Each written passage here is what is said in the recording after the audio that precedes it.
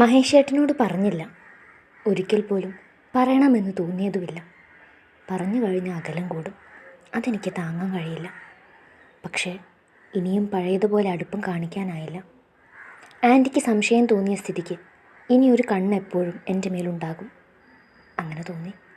അതുകൊണ്ട് തന്നെ മനസ്സില്ലാഞ്ഞിട്ടും ചെറിയൊരു ഡിസ്റ്റൻസ് ഇട്ടു. മഹേഷേട്ടന് തോന്നാത്തതുപോലൊരകലം. മനസ്സിനൊരു സുഖമില്ല, വേദന പോലെ. കുറച്ച് ദിവസമായിട്ടൊരു സമാധാനക്കേട്. ഇവിടെ നിന്നൊന്ന് മാറി നിൽക്കാൻ തോന്നി. ഞാൻ ഫ്രൈഡേ ഈവനിങ് നാട്ടിൽ പൊക്കോട്ടെ അങ്കിൾ? മുന്നിലിരിക്കുന്ന ആഹാരത്തിൽ കിള്ളിക്കൊണ്ടിരിക്കെ മുഖമുയർത്താതെ തന്നെ ചോദിച്ചു. അമ്മ ഉൾപ്പെടെ എല്ലാവരുടെയും ശ്രദ്ധ എന്നിൽ തന്നെയായിരുന്നു. അതെന്താ പെട്ടെന്ന് അങ്ങനെ തോന്നാൻ? ഒത്തിരി ആയില്ലേ അങ്കിൾ വീട്ടിലേക്ക് പോയിട്ട്? ഞാൻ മുഖമുയർത്തി നോക്കി. മഹേഷേട്ടനെ കൂട്ടി വിട്ടാലോ എന്നൊരു പ്രതീക്ഷ. കഴിഞ്ഞ ദിവസം മെസ്സേജ് ചെയ്യുന്ന കൂട്ടത്തിൽ മഹേഷേട്ടൻ പറഞ്ഞിരുന്നു നാട്ടിൽ പോകുവാണെന്നും അനിയത്തിയുടെ കുഞ്ഞിൻ്റെ ചോറൂണാണെന്നും. ചിലപ്പോൾ അന്നത്തെ പോലെ മഹേഷേട്ടനോടൊപ്പം വിടുമോ എന്നൊരു പ്രതീക്ഷയോടെയാണ് ചോദിച്ചത് തന്നെ. ഞാൻ പോകുന്ന കാര്യം മഹേഷേട്ടനോടും പറഞ്ഞിട്ടില്ല. പെട്ടെന്നുള്ളിൽ തോന്നിയതാണ്. ഒരുമിച്ച് പോകാൻ കഴിഞ്ഞാൽ, കുറച്ചു നേരം ഒരുമിച്ചിരിക്കാൻ കഴിഞ്ഞാൽ ഉള്ളിലെ അഗ്നി ഒന്ന് ശമിക്കും, കുറച്ചെങ്കിലും ആശ്വാസം കിട്ടും എന്നൊരു ഉൾവിരി ഉണ്ടായിരുന്നു അപ്പോൾ. മോൾക്ക് ക്ലാസ് ഉള്ളതല്ലേ, അത് മുടക്കിയിട്ട് എന്തിനാ അങ്ങനെ ഒരു പോക്ക്? ഞാൻ സൺഡേ തിരികെ വരും അങ്കിൾ. അതാകുമ്പോൾ ഒരു ദിവസത്തെ കാര്യമല്ലേ ഉള്ളൂ. ഞാൻ പ്രതീക്ഷയോടെ ആൻറ്റിയെയും അങ്കിളിനെയും മാറി മാറി നോക്കി. ആഹാ, എങ്കിൽ മോള് തനിയെ പോകണ്ട. നമുക്കെല്ലാവർക്കും കൂടി സാറ്റർഡേ അങ്ങ് പോകാം. ഒത്തിരി നാളായി അവിടെ ഒന്ന് പോയിട്ട്. ഒരു ദിവസം നിന്നിട്ട് പിറ്റേന്ന് മടങ്ങുകയും ചെയ്യാലോ.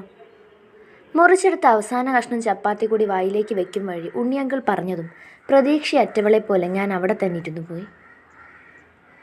കഴിക്കാനിരുന്നപ്പോഴേ ഞാൻ ശ്രദ്ധിക്കുക, നിനക്കെന്തോ ഒരു തെളിച്ചമില്ലാത്തത്?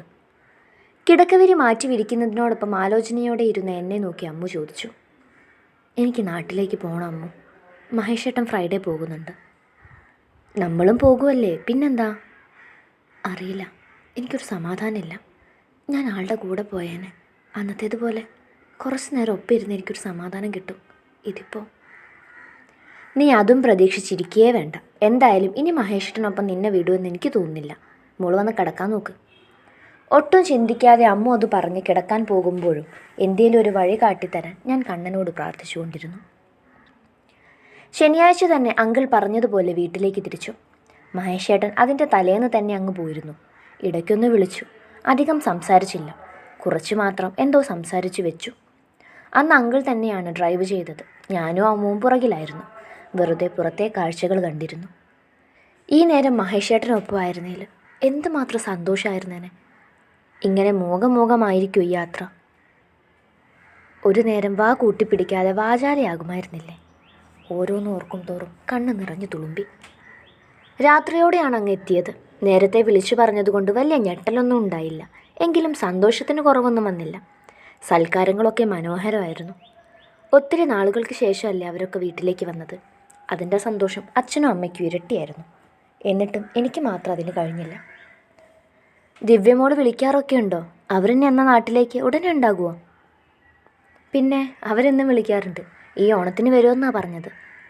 ചായക്കപ്പ് ചുണ്ടോട് അടുപ്പിക്കുന്നതിനോടൊപ്പം ആൻറ്റി പറഞ്ഞു. പിന്നെയും അവിടെ വിശേഷം പറച്ചിൽ തകർക്കുന്നുണ്ടായിരുന്നു. ഒന്നിലും ശ്രദ്ധിക്കാനായില്ല. തലവേദന എന്ന് കള്ളം പറഞ്ഞ് മുറിയിൽ പതുങ്ങിക്കൂടി. ഇടയ്ക്ക് അമ്മയും അച്ഛനും ഒക്കെ വന്ന് കാര്യം അന്വേഷിച്ചു.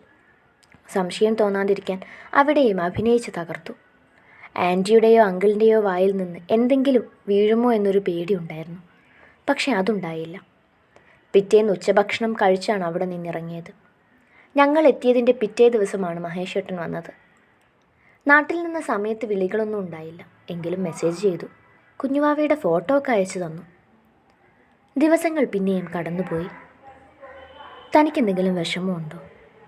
ദിവസങ്ങൾക്ക് ശേഷം അന്ന് രാത്രി മഹേഷേട്ടനാണ് ഇങ്ങോട്ട് കോൾ ചെയ്തത്. അമ്മു കാവലുണ്ടായിരുന്നു. അടക്കി പിടിച്ചാണ് സംസാരിച്ചത് പോലും. ചിന്മയ, കേൾക്കുന്നുണ്ടോ? തൻ്റെ കുഞ്ഞു മാറ്റം പോലും എനിക്ക് മനസ്സിലാകും കുഞ്ഞെ. അലിവോടെയുള്ള മഹേഷേട്ടൻ്റെ സ്വരം എൻ്റെ കണ്ണുകൾ നനയ്ക്കാൻ കെൽപ്പുള്ളവയായിരുന്നു. എന്താടോ, എന്തുപറ്റി? ഒന്നുമില്ല മഹേഷേട്ട, തോന്നിയതാവോ? തോന്നലൊന്നുമല്ല, എന്തോ കാര്യമായിട്ട് പറ്റിയിട്ടുണ്ട്. പറയെന്താന്ന്. കുറച്ച് ദിവസമായി തന്നെ ശ്രദ്ധിക്കുന്നു. മഹേഷേട്ടൻ വഴക്ക് പറയോ? പേടിയോടെയാണ് ചോദിച്ചത്. ഉള്ളിലിരുന്ന് കൊല്ലുന്നത് എന്താണെന്ന് ആ മനുഷ്യനോട് പറയാൻ തോന്നി. ഇനിയും മറച്ചു വയ്ക്കാൻ വയ്യ. അവിടുന്ന് കിട്ടുന്ന ഒരു ആശ്വാസവാക്ക് മതി ഞാൻ അനുഭവിക്കുന്നതിനൊക്കെയും ഒരു ഒടുക്കമുണ്ടാകാൻ. ദേഷ്യപ്പെടില്ല, പറയൂ, എന്താ പറ്റിയത്? ആൻറ്റി അമ്മുവിനോട് ചോദിച്ച കാര്യം അപ്പടി ഞാൻ തുറന്നു പറഞ്ഞു. എനിക്കറിയില്ല മഹേഷേട്ടാ, അന്ന് മുതൽ തുടങ്ങിയ ടെൻഷനാ, പേടിയാ മഹേഷേട്ടാ. ചിന്മയ എന്നിട്ടെന്താ എന്നോട് ഇതുവരെയും പറയാതിരുന്നത്? എന്തിനാ മറച്ചു പിടിച്ചത്? അറിഞ്ഞ വഴക്ക് പറയുമെന്ന് കരുതി, അകലം പാലിക്കുന്നോർത്ത്, അതുകൊണ്ടാണ് പറയാഞ്ഞത്. പൊട്ടിക്കരഞ്ഞു പോയി. അടക്കി നിർത്തിയതൊക്കെയുമാണ് പൊട്ടിയൊഴുകി. കരയരുതെൻ്റെ മുന്നിലിരുന്ന് കണ്ണു തുടയ്ക്കാൻ. വഴക്ക് പറയുമെന്നോർത്ത് എന്നോട് പറഞ്ഞ വാക്കുകൾ. ഫോൺ യൂസ് ചെയ്യുന്നത് കൊണ്ടെന്നല്ലേ പറഞ്ഞത്? അത് വെറുതെ ഡൗട്ട് തോന്നി പറഞ്ഞതാകും, അല്ലാണ്ടൊന്നും അറിഞ്ഞിട്ടൊന്നും ഉണ്ടാകില്ല. താൻ പേടിക്കാതിരിക്കുക. മഹേഷേട്ടൻ ഉറപ്പോടെ പറഞ്ഞതും എനിക്കും അങ്ങനെ തന്നെ തോന്നി. ഈ നേരം വരെ ഞാനൊന്ന് പോസിറ്റീവായിട്ടും ചിന്തിച്ചിട്ടില്ല. എന്നോട് ഏത് നേരവും ധൈര്യം വേണം മഹേഷേട്ടാ, എന്നായാലും എല്ലാവരും അറിയൂ എന്നൊക്കെ പറയുന്ന ആളാണോ വെറുതെ ഒരു സംശയം കൊണ്ട് ചോദിച്ചപ്പോൾ ഇങ്ങനെ പേടിച്ചത്? പേടി തല്ല് കിട്ടുമോ, പഠിത്തം നിർത്തുമോ എന്നൊന്നും ഓർത്തിട്ടല്ല മഹേഷേട്ടാ, നമ്മളെ തമ്മിൽ പിരിക്കുമോ ഓർത്തിട്ടാ. മഹേഷേട്ടനെ നഷ്ടമാവുമെന്ന് പേടിച്ചിട്ടാ. ഞാനും നീയും വിചാരിക്കാതെ നമ്മൾ പിരിയില്ല. അങ്ങനെ പിരിക്കാൻ ആര് ശ്രമിച്ചാലും അത് നടക്കത്തുമില്ല. ചിന്മയ്ക്ക് ഞാൻ വാക്ക് തന്നിട്ടില്ലേ, എന്ത് വന്നാലും തൻ്റെ കൂടെ ഉണ്ടാകുമെന്ന്. അത് തന്നെ ഇപ്പോഴും പറയാനുള്ളത്. എന്ത് വന്നാലും ഞാനുണ്ടാകും. ചിപ്പിയുടെ ഉള്ളു തുടിച്ചു. ധൈര്യം തോന്നി, സന്തോഷം തോന്നി, സമാധാനം തോന്നി. അതിനൊക്കെ ഉപരി മഹേഷിനോടുള്ള പ്രണയം ഇരട്ടിച്ചു. ചിപ്പി മോളെ, ദേ ആരൊക്കെയാ വന്നിരിക്കുന്നതെന്ന് നോക്കിയേ. നടുമുറിയിൽ നിന്നും ശിവജ വിളിച്ചു പറഞ്ഞു. മുറിയിൽ തുണി മടക്കി വെച്ചുകൊണ്ടിരുന്ന ചിന്മയുടെ പുരികം വളഞ്ഞു. അമ്മുവും അതേപോലെ മുഖത്തേക്ക് നോക്കി. താഴെ ആരോ വന്നിട്ടുണ്ടെന്ന് തോന്നുന്നു, നീ വന്നേ. അമ്മു അവളെയും കൂട്ടി താഴേക്ക് പാഞ്ഞു. ആളിലെ സോഫയിലിരിക്കുന്ന ആൾക്കാരെ കണ്ട് ചിന്മയെ ഞെട്ടി. അമ്മയും അച്ഛനും സുധപ്പച്ചിയും ദില്ലേട്ടനും. ചിന്മയ അമ്മുവിൻ്റെ കയ്യിൽ മുറുകെ പിടിച്ചു. സുഖാണോ മോളെ? സുധപ്പച്ചി ചിപ്പിയെ നോക്കി. അവൾ എങ്ങനെയോ ഒന്ന് ചിരിക്കാൻ ശ്രമിച്ചു. നിങ്ങളിരിക്കെ, ഞാൻ കുടിക്കാനെടുക്കാം.